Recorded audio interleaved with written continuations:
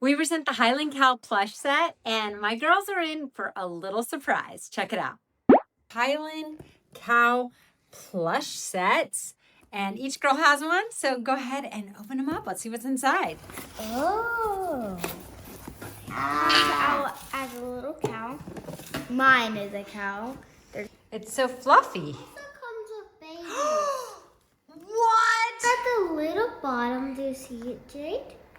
Yes. And little babies.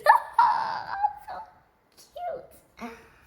So it could be some. You can name whatever your babies could be too. She has 4 babies. 1, 2, 3, 4.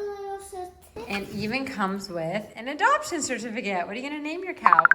Graham cracker, marshmallow, and I'm gonna name this one marshmallow.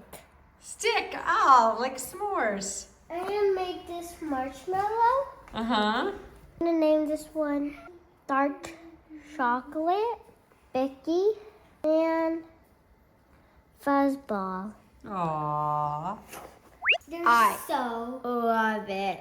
So cute. I didn't know they even have a pocket. I was just like, so I guess it's a little mama with her little babies that got born.